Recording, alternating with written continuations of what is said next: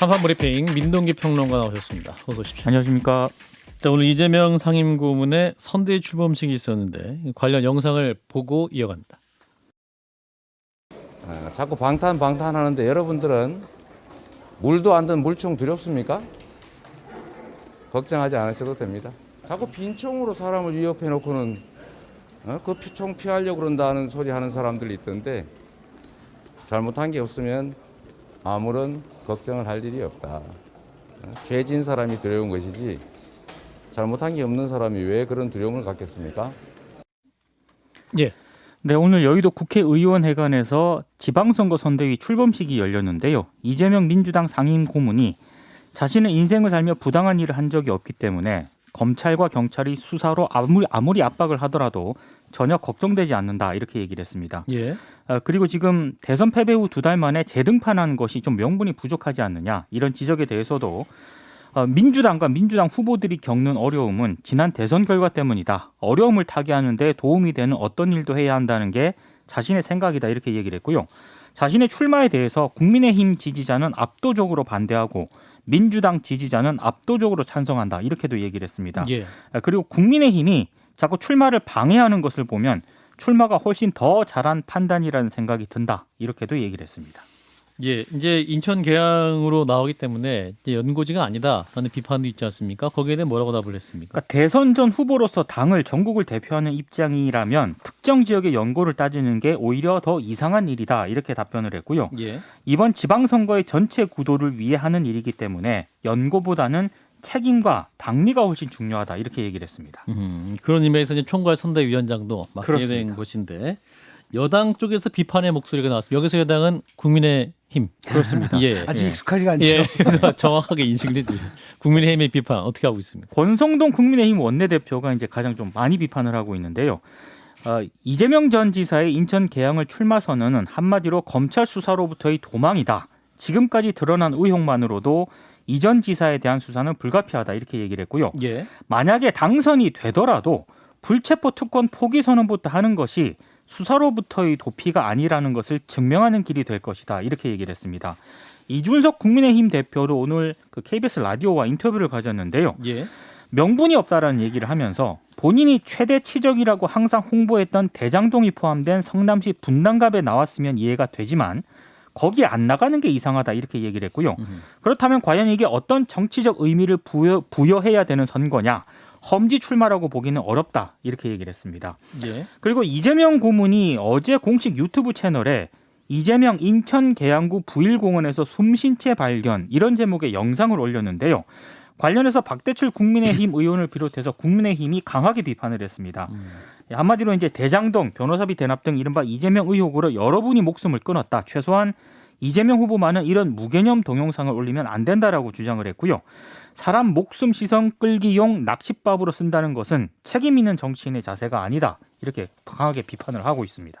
예, 일단은 이재명 상임고문 선대위 출범식과 함께 본격적으로 지방선거 등판 채비를 알렸습니다. 자, 이재명 고문의 발언을 잠깐 들으셨는데 어떻게 들으셨는지 진 작가님. 좀 꼬여버렸거든요. 제가 이제 지난번에도 말씀드렸듯이 이분이 나오려면은 일단은 수사를 통해 가지고 의혹들을 다 털고 그런 다음에 가족 간의 화해, 그다음 사과, 반성 이걸 통해 가지고 가족과의 화를 하고 그다음에 이미지를 좀 개선한 다음에 나왔으면 좋은데 네. 이게 지금 정리가 안 된 상태에서 나왔거든요. 근데 선거 때 뭐 나는 뭐 대장동 사업에 대해서 사과합니다. 이렇게 얘기할 수는 없잖아요. 강공을 가는 거예요. 강공을 가다 보니까 뭐라 그러냐면 대장동 비리의 주역은 바로 너희들이다. 국힘이다. 이게 국민들한테 먹히겠어요? 그리고 나왔고 지금 또 뭐라고 얘기를 하냐면 나는 뭐 물총이다. 물총 갖고 나를 협박하는 거냐 이렇게 말씀하는데 그게 크게 좀 뭐랄까 괘씸하게 들리거든요. 왜냐하면은 지금 경찰이 압수수색 영장 신청했는데 법인카드 문제에서도 지금 피의자로 적시가 되어 있고 성남 FC 수사도 들어가지 않습니까? 예. 거기도 지금 압수수색 영장에 피의자로 명시가 되어 있고 대장동 사업도 이거 다시 한번 들여다봐야 되거든요. 이런 문제인데 여기서 갑자기 이렇게 공격적인 발언을 하게 되니까 이분이 정말 대선 패배에 대해서 반성을 하고 있냐? 이런 느낌이 좀 들어요. 그래서 선거라는 게 근데 또 이렇게 겸손 모드로 가기 또 없잖아. 갈 수도 없는 거잖아요. 그래서 굉장히 좀 애매모호한 상태에서 메시지가 좀 이상하게 좀 전달되는 느낌이 있습니다. 유권자들에게. 이게 유권자들한테 굉장히 안 좋거든요. 자, 김 소장님은? 예, 일단 그 방탄하는데 뭐 물총 얘기 저도 공포탄 쏘는데 누가 방탄조끼 입느냐는 말씀도 드렸었는데 여기서 이제 핵심은 불체포 특권이잖아요. 예. 그래서 권성동 의원 불체포 특권 포기 선언해라 뭐 이런 얘기 계속 하는데 이재명 후보가 지난 대선에서 정치 개혁의 과제에서 국회의원의 중대범죄에 대한 불체포 특권 포기가 이미 내용에 들어 있었습니다. 그래서 불체포 특권 이미 고려하고 있지 않은 옵션이기 때문에 뭐 의원 당선 유무와 조사를 받는 과정에서 뭐 체포되는 이 여부는 전혀 상관이 없는 문제라고 생각을 하고요. 예. 무슨 방탄국회를 여느니 이런 게 지금 21대 국회에서 국민들에게 받아들여지겠습니까? 이제 그런 문제는 뭐 전 당연하다고 생각을 하고 지금 이제 출마 자체도 이 총괄 선대위원장 자리를 맡는 것도 본인의 동의나 합의 여부와 상관없이 전 진행된 걸로 알고 있거든요. 그 얘기는 다른 말로 하면 이제 비대위가 그냥 민주당이 추천해버렸다, 약간 좀 당이. 예, 그냥 이렇게 합시다라고 해서 이제 몰고 가는 그림이어서 이재명 후보 본인도 이야기를 하고 있지만 이번 지방선거에 이렇게 깊숙하게 들어오는 것이 본인에게 사실 유리할 건 없어요. 근데 이제 지방선거 여러 가지 측면에서 어려운 것을 어떻게 살려보려고 나온 것이니까요. 활동하는 모습 좀 지켜보겠고 가장 중요한 건 개항을해 어떤 국회의원이 되겠다가 아니라 이번 지방선거에서 민주당이 어떤 자세로 임할 것인지에 대해서 이재명 후보가 국민들을 설득력 있게 무엇으로 어떤 논리로 이야기할지 이걸 좀 지켜본 다음에 판단하겠습니다. 그 야당에서 불체포 특권 얘기하는 건 이건 굉장한 정치적 공격이거든요. 왜냐하면 그냥 회기 끝나면 체포돼요.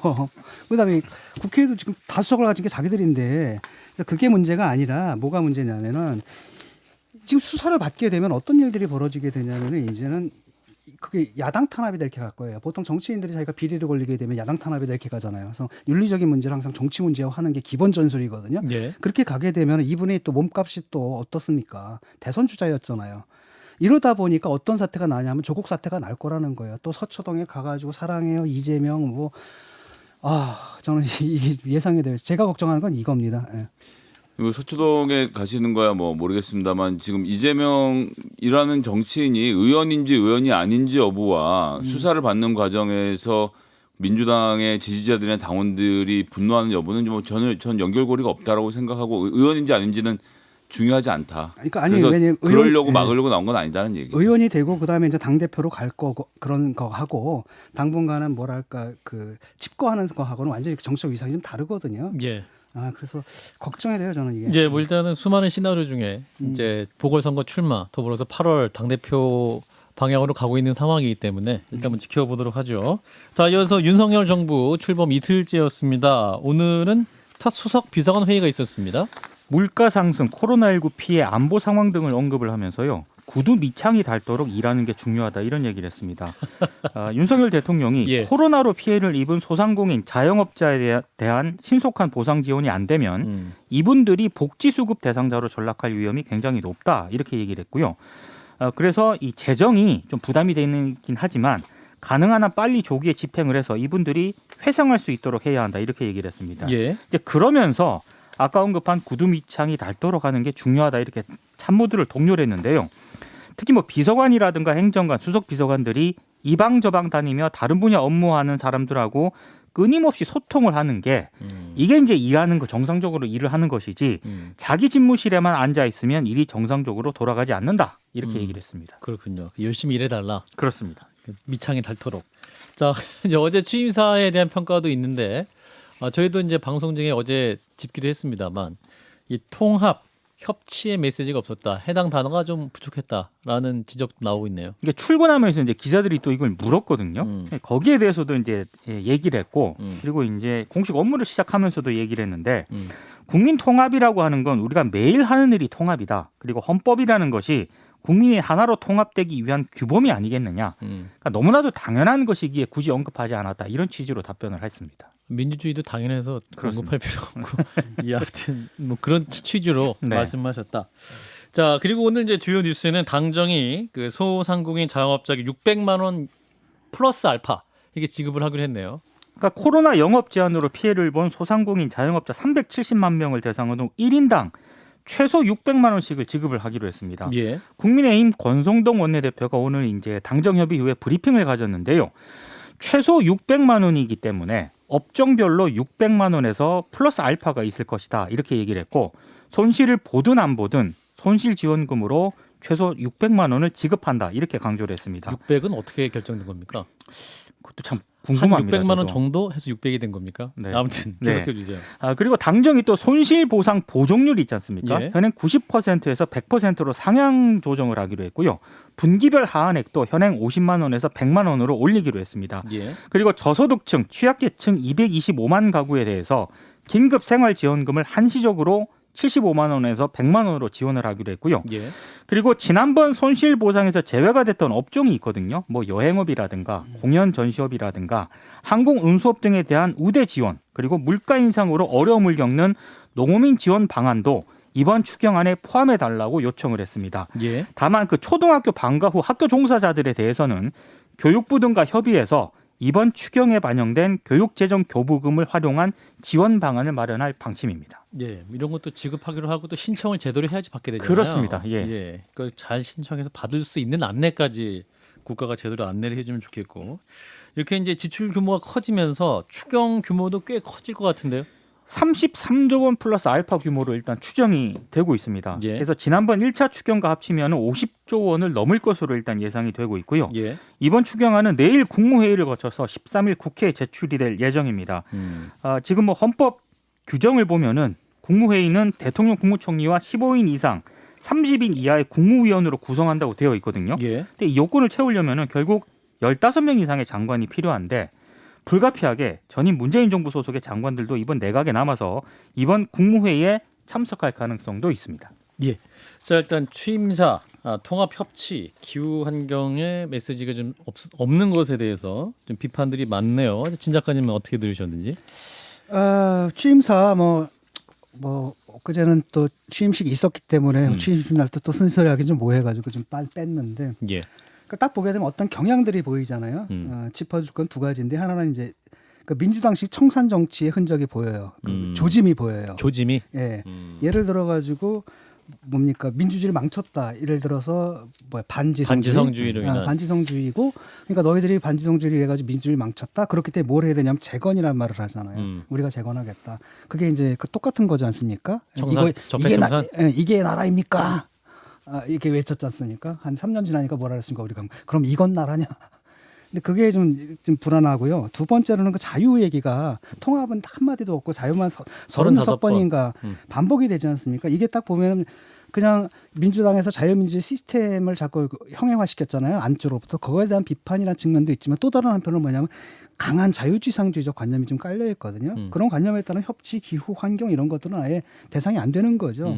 이런 것에 자연스러운 방향이라 생각을 하고 이 협치가 이제 없는 건 뭐냐면 이분이 뭐라 그래 협치라는 걸 당연한 거다. 아니 그게 아니라 뭐냐면 자기들 이렇게 측근들하고 이 참모들하고의 협조 정도로 이해를 하는 것 같아요. 협치를. 그래서 옛날에 기억나세요? 이분이 뭐냐면 이재명 후보를 비판할 때 일머리가 없다라고 하잖아요. 그 일머리라는 게 나는 일을 굉장히 잘한다. 근데 그 일을 했던 모델은 뭐냐면 자기가 검찰총장 또는 검사로 그다음에 수사 담당자로서 그 모델인 거죠. 그래서 그러니까 신발이 닳도록 일해라.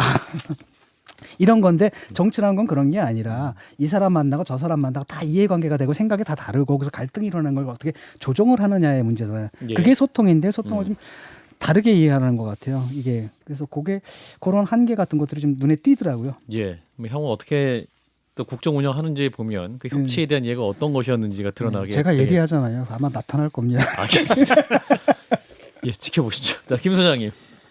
어제 취임식 슬로건이 다시 대한민국 새로운 국민의 나라였어요. 그러니까 뭐 새로운 국민의 나라는 뭐 그냥 그런 말이라고 생각하고 좋은 말이라고 생각하고 다시 대한민국은 언제로 다시 돌아가겠다라는 것인지 이게 리셋 코리아 아닙니까 영어로는? 그러니까 그 다시라는 것이 글쎄요 이승만 그 건국 당시의 다시인지 박정희 때 다시인지 이명박의 다시인지 박근혜 다시인지 모르겠어요. 문재인의 다시는 아니겠죠. 문재인 정부가 잘못됐다. 그러니까 문재인 정부는 지우고 다시인데 어느 대한민국으로 가겠다라는 것인지 그러니까 완전히 문재인 정부를 지우겠다라는 이야기로 들려서 한편으로 좀 그렇게까지 하실 일인가 싶은 생각이 들었고요. 근데 신발이 다른다는 이야기 저 이제 요 얘기 이제 긍정적인 측면과 부정적인 측면 두 가지 얘기하고 싶은데요. 예. 스티브 잡스라고 이 애플을 만들었던 사람이 쫓겨나고 나서 픽사라는 회사로 옮겨갔을 때 90년대 새로운 빌딩을 짓는데 건축 설계사에게 요구한 게 한 가지 있습니다. 건물에 화장실 하나만 만들어라. 그 얘기는 뭐냐면 모든 사람들이 어쨌거나 화장실을 가야 되니까 다른 그 데로 앞에서 이동하게. 예, 그러니까 모든 직원들이 화장실 앞에서 우연하게 모이게. 만나고 아하. 그러는 가운데서 협업과 콜라보가 나온다라고 주장을 했는데 뭐 결국 이제 임산부들 걷는 시간 문제 이런 것들을 고려해서 2개로 타협은 했는데 실제로 그 앞에서 많은 일들이 일어났다라고 하는 거예요. 그런 점에 이제 협업을 강조하신 건 좋은데 제가 생각에 신발이 다르셔야 될 분은 우리 대통령 본인이 아니신가. 아직도 민주당을 한 번도 만나질 않고 있습니다. 그래서 안 찾아갔나요 한 번도 당대? 제 기억으로는 없어요. 그런 것 같네요. 뭐 김치찌개 정치하신다고 이제 당선자 시절을 계속 다니셨는데 이 야당 간 소통한 적이 없거든요. 그래서 신발을 다르셔야 되는 분은 본인이라고 좀 생각하시고 열심히 많은 정치인들 함께 만나셨으면 좋겠다. 이 자칫 반정치로 흐를 위험이 있는데 어쨌든 대의민주주의를 존중해 주셨으면 좋겠습니다. 이게 뭐 어디로 돌아갈 것이냐 그 박근혜 이명박 그 시절이에요. 다시 예. 대한민국. 아, 진짜로요? 기본적으로 뭐냐면 줄푸세거든. 그러니까 세금이니까 줄이는 것이고 규제는 푸는 거고 그다음에 법질서는 세우는 것이다. 이게 이제 기본이란 말이죠. 그러니까 이게 사실은 제가 보수가 업그레이드 되기를 좀 바랬거든요. 이분이 정치권 밖에서 들어온 분이기 때문에 그런 어떤 신선함을 갖고 있을 거라고 믿었는데 그게 아니라 그냥 그쪽으로 그냥 투항을 하면서 그들의 세계관에 그냥 갇혀버린 상태가 돼버린 말씀을 거죠. 듣고 보니 인수위 구성의 대부분이 이명박 인수위 시절의 사람들이었던 점을 생각하면 다시라는 의미가 그렇게 와서 닿을 수도 있겠네요. 그러니까 그 생각해봐. 옛날에 MB가 뭐라 그랬습니까? 요즘 젊은 애들은 말이야 에어컨 바람 나오는 데서 편하게 일하려고 그런다고. 우리 때는 말 밖에 나서 뛰어다니면서 말이야 막 땀을 빽빽 신발이 흘렸는데 닿도록. 네. 이거 옛날에 이제 공구리 치던 시절 얘기를 우리 지금 예. IT 디지털 시대 이제 그런 얘기를 했던 거랑 좀 약간 연상이 돼가지고 죄송합니다 대통령 각하. 예, 6개월 동안 제가 좀 참아야 되는데. 600만 원 플러스 알파 이제 소상공인 지원 액수가 이제 좀 상향이 됐습니다. 이 부분은 어떻게 보시는지 잘한 겁니까? 저는 지금 엠바고가 걸려 있어서 구체적인 재원 조달 방법에 대해서 토론하거나 비판할 수 없는 상태라 내일 더 자세한 말씀 드리겠지만 예. 일단 하기로 한 것은 잘한 결정이라고 생각합니다. 그런데 이렇게 대규모로 재정이 풀릴 때 이것이 시장에 가져올 충격에 대한 여러 가지 고려들도 함께 있었으면 하는 바람이고요. 예. 재원 얘기는 내일 더 하는 걸로. 알겠습니다. 자, 신 작가님. 예, 저는 일단은 이게 공약 사항이잖아요. 국민들에게 약속을 했던 것이고 그다음에 또 하나는 뭐냐 국민들 사이에 뭐랄까 사회적인 합의 비슷한 것이 이미 형성되어 있는 거예요. 그래서 이 약속을 지키려고 한 것은 일단은 긍정적으로 평가합니다. 자, 참 왜 600만 원이라고 하셨는데 예. 윤석열 후보 시절에 50조 500만 명 1000만 원 이야기를 했는데 1000만 원이 기억나서요. 예, 그러니까 이제 50조를 500만 명에게 500만 명에 1000만 원을 주려면 50조가 필요하다라는 것이 윤석열 당시 후보의 이야기였습니다. 그런데 문재인 정부가 이미 400만 원 소상공인 지원을 했기 때문에 나머지 600만 원을 채운다는 의미에서 600이었습니다. 600이다. 예. 그렇게 이해하시면 되겠고요. 자, 다음은 한덕수 총리 후보자 얘기를 해보겠습니다. 자, 인준안이 지금 어떻게 되고 있습니까? 일단 민주당은 계속 부정적이고요. 예. 근데 지금 현재 임명이 완료된 장관은 전체 18개 부처 가운데 7개 부처거든요. 이제 7명. 네. 근데 지금 나오는 분위기는 대통령이 뭐 한동훈 후보, 정호영 후보, 원희룡 후보, 이상민, 박보균 후보 이렇게 5명의 임명을 강행할 듯한 그런 분위기입니다. 그러니까 이렇게 되면은 윤석열 정부 새 장관이 12명이 되지 않습니까? 그렇죠. 그러면 이제 한 4명 정도만 더 채우면 국무회의 정족수를 채울 수 있기 때문에 좀 강행하려는 그런 분위기가 감지가 되고는 있습니다만 예. 민주당 쪽 분위기는 특히 한동훈 법무부 장관 후보자하고요. 정호영 보건복지부 장관 후보자 교체를 강력히 요구를 하고 있습니다. 박홍근 원내대표가 오늘 이런 얘기를 했습니다. 민주당은 국민 눈높이에서 미흡한 부분이 적지 않지만 협치를 위해 7명의 후보자에 대한 인사청문 경과 보고서 채택에 합의를 했다. 하지만 검증부터 부적격 판정을 받은 후보자까지 경과 보고서를 채택할 수 없다 이렇게 얘기를 했고 예. 박지원 공동비대위원장도 상대가 반대하는 국무총리의 임명을 동의하는 것은 마치 선전포고와도 같다 이렇게 강하게 비판을 했습니다. 예. 자, 이런 거는 여야 원내 수석 부대표가 만났는데 어떤 얘기가 오갔죠? 원래는 한덕수 후보자에 대한 조속한 인준 표결을 국민의힘이 요청을 하고요. 그리고 민주당이 이걸 받아들인다면 본회의가 이른 시일 내에 열릴 것으로 전망이 됐거든요. 예. 조금 전 속보가 들어온 내용을 보면은 불발이 됐다고 합니다. 불발. 예, 그래서 아마 상당히 좀 협상 자체가 지지부진해질 가능성이 높아졌고 일정 잡기도 상당히 좀 어렵게 되지 않을까 이렇게 전망이 되고 있습니다. 예, 아마도 민주당에서 한동훈 후보자라든지 한덕수 총리 후보자 인준 문제 좀 강경한 입장이어서 좀 그렇습니다. 얘기가 안 되는 것 같기도 한데 이런 가운데 이제 김현숙 여성가족부 장관 후보자 청문회가 오늘 있었습니다. 특이한 것은 여가부 장관 후보자이신데 여가부 폐지에 동의한다 이렇게 이제 초반부터 말을 하셔가지고 청문회가 굉장히 파행이었던 것 같아요. 그러니까 1시간 10분 만에 정회가 돼버렸거든요. 음. 이게 이제 크게 두 가지 이유 때문인데 윤석열 대통령의 여가부 폐지 공약에 동의하느냐 여야 의원들이 공통적으로 물었습니다. 예. 근데 민주당 의원들 질문에 대한 답변에는 새로운 사회 환경에 맞게 부처의 역할과 기능의 변화가 필요하다. 이렇게 답변을 했고요. 예. 국민의힘 의원 질의에는 윤석열 당선자의 여성가족부 폐지 공약에 동의한다. 이렇게 답변을 했다는 겁니다. 그러니까 여야 의원 질의에 서로 다른 답변을 했기 때문에 이것 가지고 이수진 더불어민주당 의원이 뭐냐 대체 이게 말이 되냐 이것 때문에 상당히 좀 시끄러웠습니다. 역사상 최초가 아닌가 싶어요. 그래서 오후 5시 이후에 또 청문회에서는 이제 민주당 의원의 질문에 대해서 폐지에 동의한다라고 또 또 답변을 그렇게 했습니다. 답을 옛날에 하긴 했어요. 아수라백작이라고 있었잖아요. 이렇게 발언을 갈라져가지고 대답 이쪽으로. 오전에 그것 때문에 논란이 일으켰고 오후에는 폐지에 동의한다라고 답변을 했습니다. 근데 이 자세 자체가 네. 서면 답변은 기록으로 남는 것이거든요. 그런데 거기에 여야 답변을 달리한다는 것은 저로서는 상상할 수 없는 일이거든요. 아니, 예. 이게 자기 분열 상태인 게 지금 상황이 자기 분열 상태거든요. 아니 여가부 폐지한다 그러는데 또 여가부 장관 후보자는 내정을 했어. 이게 뭐야 도대체. 그러니까 오늘 청문회 자체가 약간 좀 아이러니한 상황인 거죠. 좀 상황 이상하죠. 자체가 그죠? 코미디한 예, 거죠. 여가부 폐지에 동의하십니까? 여가부 장관 후보자님? 예, 동의합니다. 이렇게 하면은 그 폐지 임무를 띈 여가부 장관인 겁니까? 그렇죠. 네. 그러니까 들어가서 인구 가족부로 바꾸는 임무를 띈 아니 장관입니까? 뭐 저 카미가제 드론이라 그러더니 카미가제 장관이네. 상당히 난처할 것 자폭 같습니다. 장관이잖아 본인도. 그럼. 예, 굉장히 그 침착하고 난처하게 답변을 하시고 있던데 그 차별금지법에 대한 입장도 있었습니다. 그러니까 국민의힘 의원이 성적 지향과 성별 정체성에 관해서 우리나라 다수의 국민이 합의를 했다고 생각하냐 이렇게 물었거든요. 예. 여기에서 사회적 파급력이 크기 때문에 신중한 접근이 필요하다 이렇게 답변을 했고요. 예. 그리고 검찰 수사 기소권 분리 문제에 대해서도 검찰의 이의 신청을 통한 경찰의 재수사가 어려워지기 때문에 성폭력 피해자 등에 대한 법적 구제 방안이 차단이 될 수 있다. 그래서 일부 여성 단체에서도 굉장히 반대를 하고 있다 이렇게 답변을 했습니다. 예. 자, 지금까지 총리 후보자인 준 또 장관 후보자인 준 좀 여러 가지 또 어려움이 있고 여야 간에 또 기싸움을 벌이고 있습니다. 이런 상황도 어떻게 보시는지. 자, 진 작가님부터. 뭐 또 입장이 또 여야가 바뀌어가지고 그래서 합리적인 해결책을 좀 찾았으면 좋겠거든요. 예. 그래서 저는 그렇게 봅니다. 그 정호영 복지부 장관 후보자. 그분은 이제 국민적 판단이 내려졌다고 보거든요. 대통령이 그렇게 국민과의 소통을 강조한다면 국민의 얘기를 들어야 되고 국민의 판단에 따라야 된다고 봐요. 예. 반면에 이제 정호영 한동훈하고 한동훈하고 누구입니까?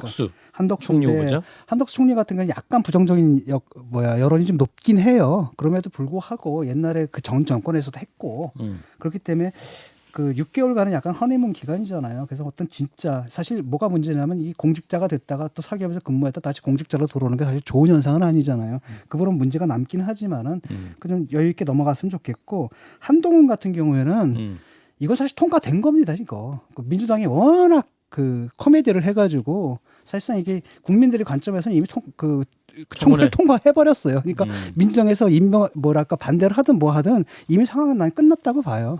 근데 문제는 뭐냐면 사실 민주당에서 했던 지적이 또 타당한 점이 있거든요. 왜냐하면 이게 총장의 최측근이란 말이죠. 그다음에 이제 민정비서실 없어지고 그럼 이게 법무부에서 이게 또 그 인사검증을 하게 되고 여러 가지 그 소통용으로서 행세할 수 있을 이런 가능성이 좀 크거든요. 예. 그다음에 이제 법무부다라는 게 단지 검찰 수사만 담당하는 게 아니잖아요. 굉장히 다양한 업무들을 갖고 있는데 인사권도 거기 있고. 맞는 인사인가 이런 것들은 남는데 예. 그 부분은 이제 후보 자신이 좀 잘 유념했으면 좋겠습니다. 예. 자, 우리 김 소장님. 한덕수 총리 후보자를 너무 쉽게 내치려고 하는 것이 아닌가 대통령 측에서 좀 우려가 됩니다. 그러니까 뭔가 협상을 하려면 협상 카드를 들고 나와야 되는 것이고 지금 말씀하신 것처럼 정호영 후보 같은 경우에는 누가 봐도 이상한 상태거든요. 그 민주당 입장에서 여론 눈치 보면 지금 한덕수 후보자도 부결 당장 시켜야 돼요. 현재 여론은 절반 넘게는 한덕수 후보자가 부적격이라고 말을 하고 있고 그 적격이라고 말하는 사람은 30몇 %밖에 안 되는 상태 아닙니까?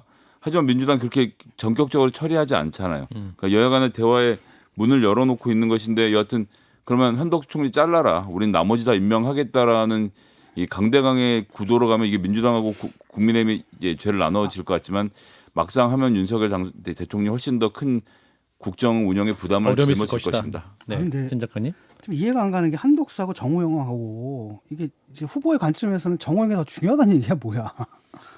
예, 너무 현재 애석하기도 이해가 그렇게 안 되는 가요. 것 같은 예. 그림이라서 잘 약간, 이해는 안 됩니다. 그런 문제가 있죠.